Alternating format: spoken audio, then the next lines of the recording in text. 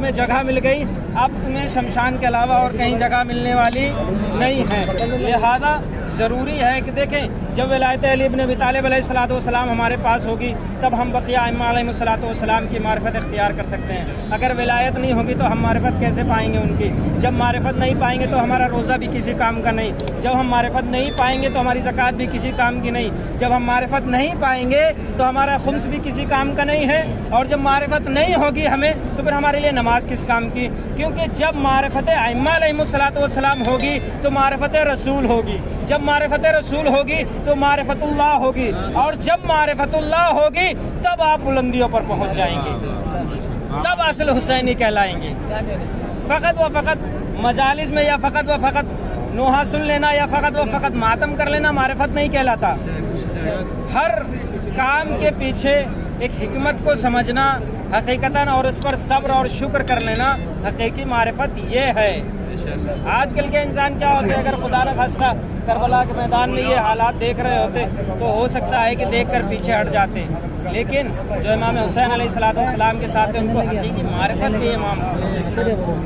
ایک اصحاب کے بارے میں آپ نے یہ قصہ سنا ہوگا کہ معاویہ اس صحابی کے سامنے آیا، جناب جن سے حدیث کے ساتھ وارد ہوئی ہے جابر بن عبداللہ الانصاری، اور بھی بہت سارے اصحاب تھے کہ جن کے سامنے جب یہ واقعہ آیا معاویہ نے کہا کہ بتاؤ اللہ نے تمہیں ایسی کون سی نعمت دی ہے کہ جس پر تم خوش ہوتے ہو؟ کہا کہ اللہ نے مجھے ایک ایسی نعمت دی ہے کہ جس پر میں بہت زیادہ خوش ہوتا ہوں۔ کہا کون سی نعمت؟ کہا کہ میں تیرا چہرہ نہیں دیکھ سکتا۔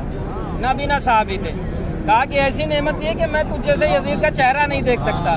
تو یہ بھی ایک حقیقی نعمت ہے انسان کے پاس، اور اگر معرفت نہ ہو تو پھر کربلا میں بھی رہ کے کربلا سے کیا حاصل کرو گے؟ معرفت نہ ہو تو پھر آپ زری کے پاس جا کے زری کو بوسے دیں، زری کو چومیں، 2 گھنٹے گزارے، کوئی فائدہ نہیں ہے اگر معرفت نہیں ہے۔ معرفت ہے تو دور سے اگر سلام کرے تو بھی امام کے سلام کا جواب آ جائے، اور اگر معرفت نہیں ہے تو اگر آپ 4 گھنٹے زری کے پاس گزار دیں تب بھی کچھ حاصل ہونے والا نہیں ہے۔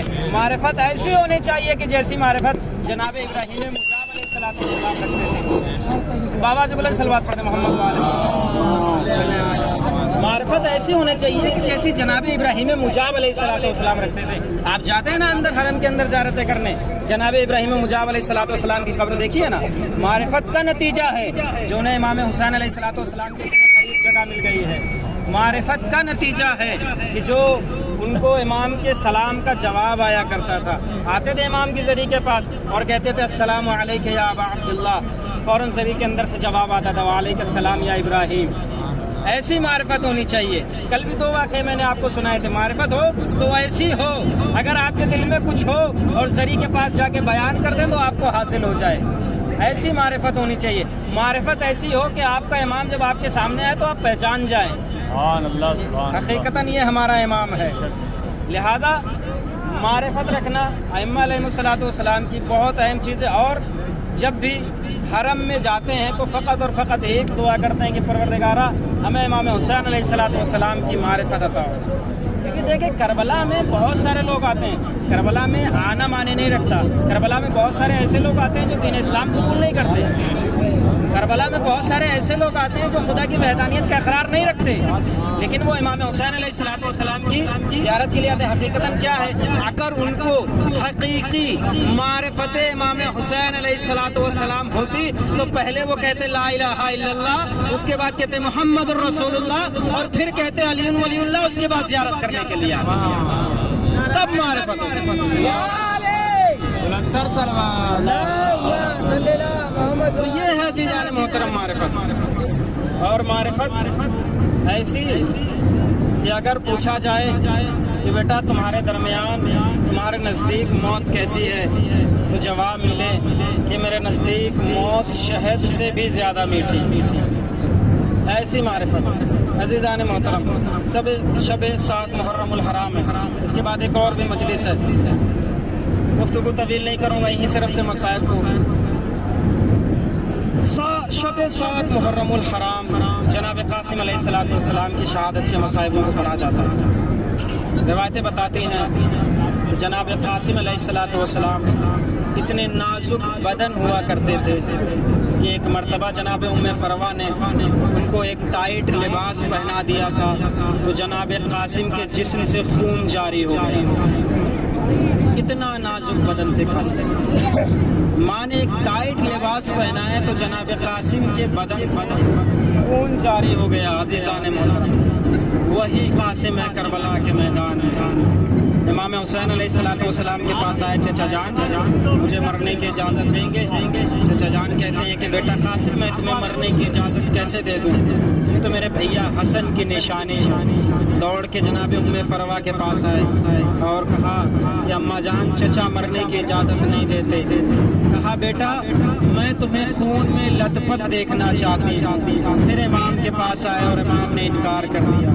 ایک مرتبہ جناب قاسم پھر اپنی مادر گرامی کے پاس واپس آئے. اب مادر گرامی نے کہا کہ بیٹا قاسم تمہارے بابا نے تمہارے بازو پر ایک تعویذ کو باندھا تھا, ذرا اس تعویذ کو تو کھولو, کیونکہ بابا نے یہ وصیت کی تھی کہ جب کوئی بہت بڑی مصیبت آ جائے تو اس تعویذ کو کھولنا. اب اس سے بڑی تو کوئی مصیبت نہیں ہو سکتی کہ کربلا کے میدان میں زہرا کا لال بے دوست و مددگار ہے. اب اس سے بڑی تو کوئی مصیبت نہیں ہو سکتی نا بیٹا قاسم. عزیزان محترم یہ جو آوازیں ہمارے کانوں میں آ رہی ہیں نا, پورے سال یہ آوازیں سننے کے لیے کان ترستے ہیں ہمارے. ہم یہاں سے کہیں بھی چلے جاتے ہیں, یہ جو آوازیں ہمارے کانوں میں ہیں یہ گونجتی رہتی ہیں اور ہمیں فوراً کربلا تک لے کے آتی ہیں. اور جس جگہ ہم بیٹھے ہیں اسی جگہ 10 محرم الحرام کو ہمارا امام گھٹنیوں کے بل چل رہا ہوگا. 10 محرم الحرام کو ہمارا امام کبھی جناب علی اصغر کو گود میں لے کے آ رہا ہوگا, کبھی جناب علی اکبر کے پیتی بیٹھا ہوگا اور کہہ رہا ہوگا بیٹا بوڑھے باپ سے تمہارا جنازہ نہیں اٹھتا. عزیزان محترم روایتیں بتاتی ہیں کہ جناب قاسم امام حسین کے پاس آئے, امو جان بابا نے یہ تعویذ مجھے مرتے وقت عطا کیا تھا اور کہا تھا کہ جب کوئی مصیبت پڑے تو اس تعویذ کو کھول لینا. امو جان اب اس سے بڑی تو کوئی مصیبت نہیں ہو سکتی نا کہ ہم اس مرغے آدھا میں کوئی یار و مددگار ہے. تعویذ کو کھولا گیا. جیسے ہی تعویذ کو کھولا گیا فوراً امام حسین علیہ السلام نے اپنے بھیا کی تحریر کو دیکھا اور اس پر لکھا ہوا تھا کہ بھیا حسین تم پر میرا سلام ہو. جیسے امام حسین نے بھیا کی تحریر کو دیکھا فوراً سینوں سے لگایا, آنکھوں کو بوسا دیا. اب جناب قاسم کو اپنے گلے سے لگایا. روایتیں بتاتی ہیں کہ جناب قاسم کو امام حسین نے مرنے کی اجازت دی ہے. اب میدان مقتل میں جناب قاسم آئے ہیں اور آنے کے بعد جنگوں پہ جنگ کی ہے اور اس طرح سے جنگ کی ہے کہ ان کے جسم پر بھی بہت سارے زخم لگے اور جب خون میں پورے نہا گئے تو پھر ایک مرتبہ اپنی مادر گرامی کے پاس واپس آئے.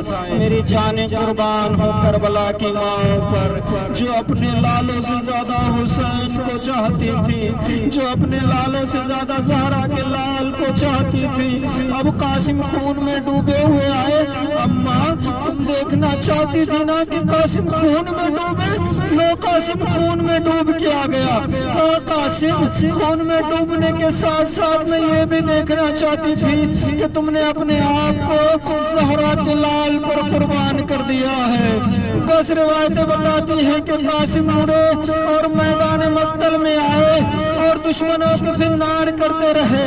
ایک ظالم نے ایسا وار کیا کہ قاسم گھوڑے پر سنبھل نہ سکے, گھوڑے سے زمین پہ آ گئے. اب وہ جملہ یاد رکھیے گا کہ قاسم کتنے نازک بدن ہیں. جیسے ہی قاسم زمین پر آئے شمر ملعون نے یہ حکم دیا کہ گھوڑوں کو دوڑا دیا جائے. روایتیں بتاتی کہ فوج یزیدی کے تمام گھوڑے ادھر سے ادھر ادھر سے ادھر حتیٰ کہ قاسم کا جسم ٹکڑوں میں پامال ہو گیا. روایتیں بتاتی ہیں کہ اب امام حسین میدان مقتل میں آئے اور آ کے کہتے ہیں میرے لال قاسم کہاں ہو, مجھے آواز دو, میری جان قاسم کہاں ہو, آواز دو. لیکن قاسم کی کوئی آواز نہ آئی اور کیسے بھی آتی قاسم ٹکڑوں میں جو تبدیل ہو گیا تھا. روایتیں بتاتی کہ اب امام حسین نے کہا قاسم تمہیں وقت کا امام آواز دے رہا ہے, مجھے آواز دو. امام کی زبان سے ان فکروں کا نکلنا تھا. دائیں جانب سے ایک ٹکڑا بلند ہوا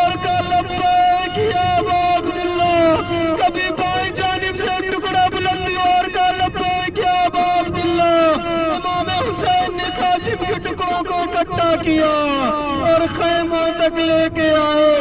حمید ابن مسلم لکھتا ہے کہ امام حسین قاسم کے لاشیں کو اس طرح لے کے آئے کہ جیسے کوئی گٹری میں کسی سامان کو لے کے آتا ہے۔